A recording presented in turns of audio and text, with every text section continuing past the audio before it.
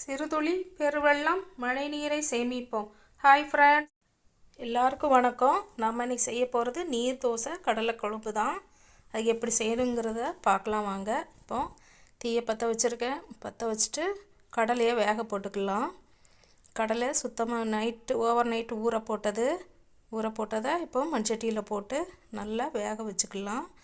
எல்லாம் சுத்தமாக கழுகி அடுப்பில் வச்சுட்டு அது கூடவே கிழங்கு வேக போட்டுக்கலாம். அதுக்கு முன்னாடி இது நல்லா கொதிக்கட்டும். கொதித்ததுக்கப்புறமா கிழங்கு போட்டுக்கலாம். இது வரைக்கும் சப்ஸ்கிரைப் பண்ணாதவங்க சப்ஸ்கிரைப் பண்ணுங்கள், லைக் பண்ணுங்கள், ஷேர் பண்ணுங்கள். பாருங்கள், இப்போ கொதிக்க வச்சாச்சு. இப்போ பக்கடுப்பில் தண்ணி ஊற்றிட்டேன். இந்த தண்ணி எதுக்குங்கிறது லாஸ்ட்டில் சொல்கிறேன் பாருங்கள். ஒரு பிரதர் கேட்டிருந்தாரு, விறகடுப்பில் எப்படி சிஸ்டர் சமைக்கிறீங்க எல்லா சாப்பாடும் அப்படின்னு. அவருக்காக தான் முக்கியமாக அந்த வீடியோவே. பாருங்கள், பச்சரிசி நைட்டு ஊற போட்டிருந்தேன். இதுக்கு எதுவுமே தேவையில்ல. நீர் தோசைக்கு 1 டம்ளர் பச்சரிசி போட்டிருக்கேன். அவங்கவுங்க தேவைக்கு எப்படியோ அந்த அளவுக்கு அரிசி ஊற போட்டுக்கோங்க. இப்போ நைட்டு ஊற போட்டது நல்லா சுத்தமாக 4-5 தண்ணியில் கழுகிட்டு தான் ஊற போட்டேன். இப்போது ஜாரில் நம்ம போட்டுக்கலாம். 1 பிடி தேங்காய் போட்டிருக்கேன். அது அவரவர் இஷ்டம். வேணும்னா போடலாம், வேண்டாம்னா வேண்டாம்.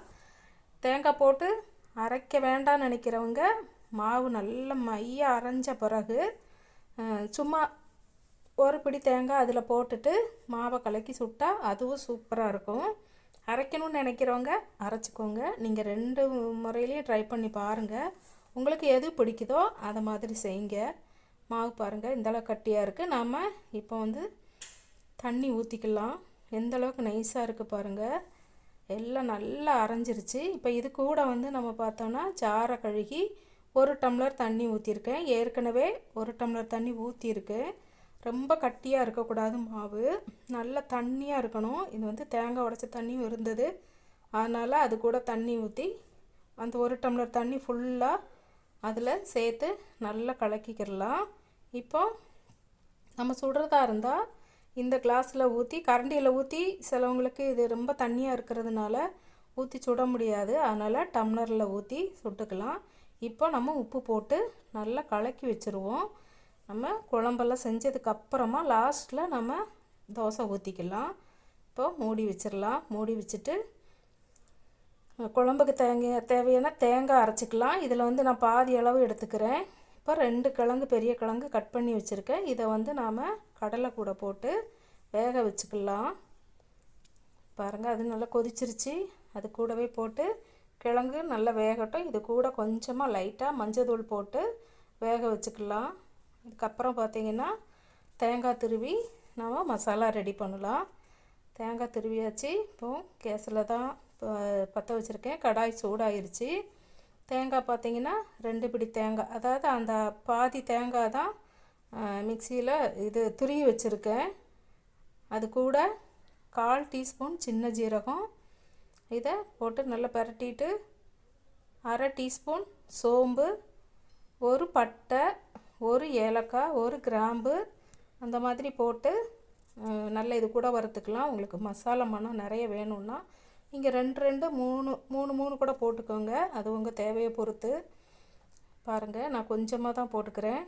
ஏன்னா மசாலா வாசனை அதிகமாக வேண்டாங்கிறதுனால தான். போட்டு நல்லா பொன்னிறமாக வறுத்துட்டு இது கூட மஞ்சத்தூள் 1/2 டீஸ்பூன் போட்டுக்கலாம். இது போட்டு இதையும் நல்லா வறுத்துட்டு இது கூட பார்த்திங்கன்னா மல்லித்தூள் இந்த ஸ்பூனுக்கு 1.5 ஸ்பூன் அளவுக்கு போட்டிருக்கேன்.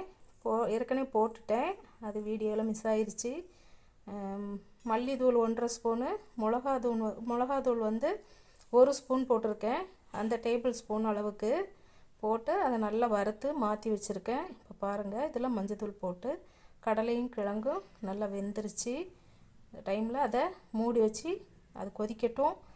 இதுக்கு பார்த்திங்கன்னா தேவையானது வெங்காயமும் தக்காளி இதெல்லாம் கட் பண்ணி வச்சுக்கலாம்.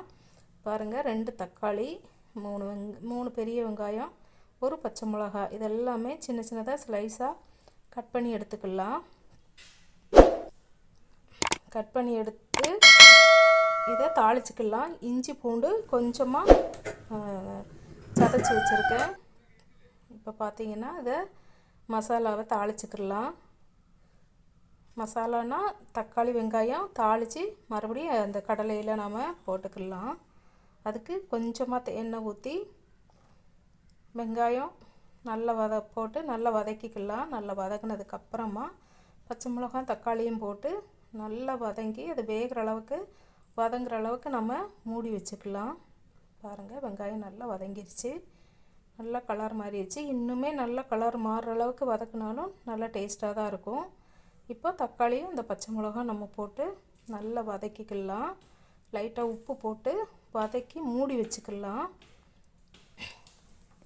மூடி வச்சோன்னா சீக்கிரமாக வெந்துடும். பாருங்கள், இது நல்லா மூடி வச்சு கொஞ்சம் வேகட்டும். அது ஒரு நிமிஷம் ஃபுல்லாக மூடி வச்சுருந்தேன். இப்போ பாருங்கள், நல்லா வெந்துருச்சு.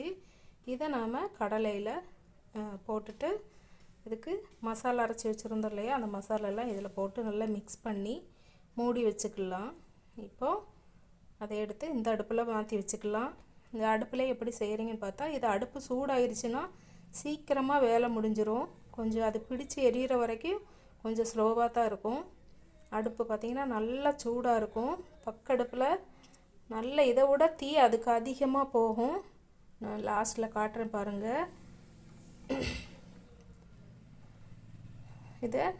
அதை சுத்தம் பண்ணி இதில் ஊற்றிக்கலாம்.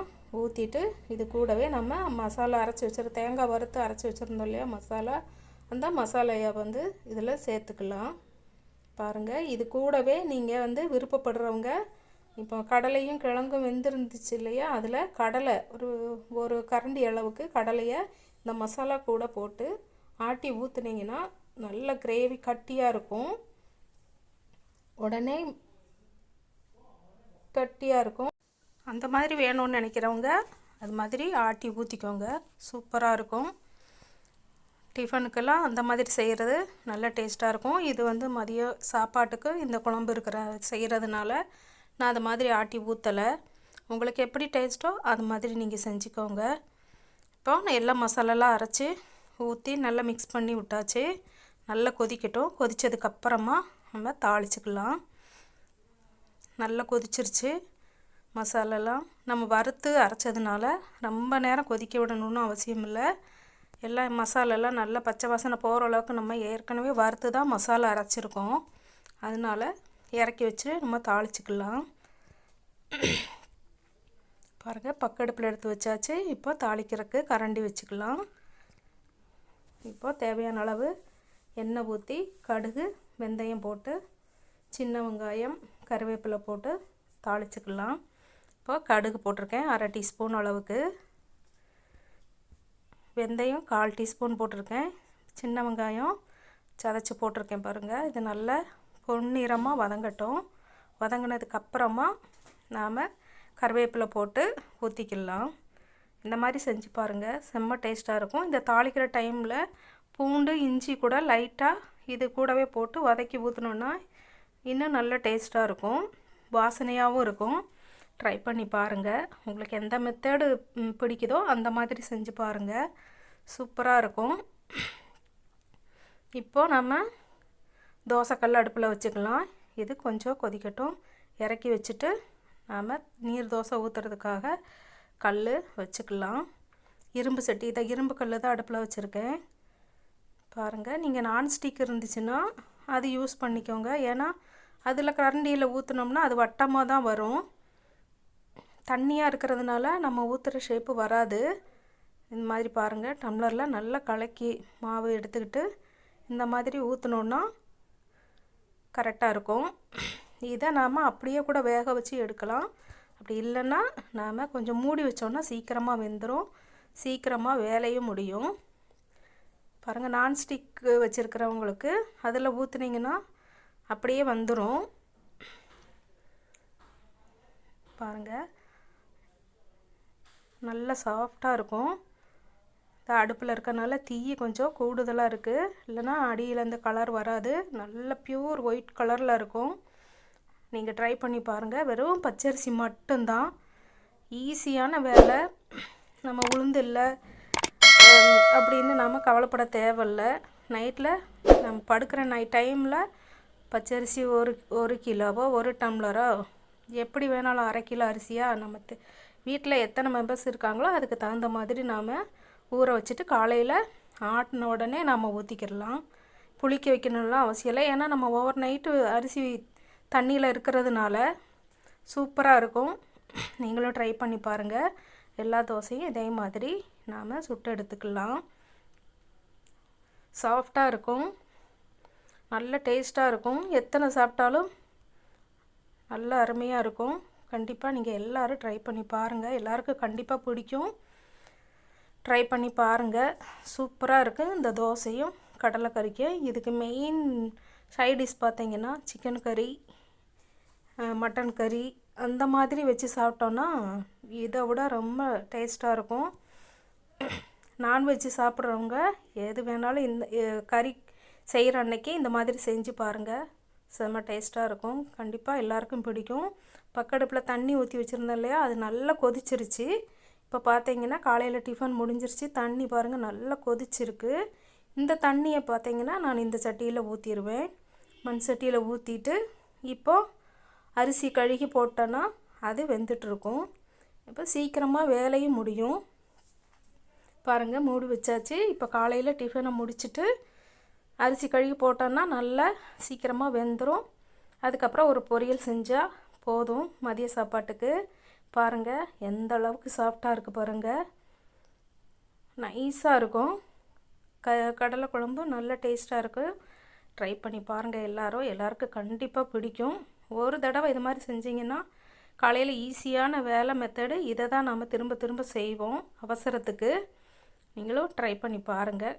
கண்டிப்பாக இதுவரைக்கும் சப்போர்ட் பண்ண எல்லாருக்கும் ரொம்ப ரொம்ப நன்றி. இதுவரைக்கும் சப்ஸ்கிரைப் பண்ணாதவங்க கண்டிப்பாக சப்ஸ்கிரைப் பண்ணி பாருங்கள். லைக் பண்ணுங்கள் பிடிச்சிருந்துச்சுன்னா. எல்லாருக்கும் நன்றி, வணக்கம், தேங்க்யூ.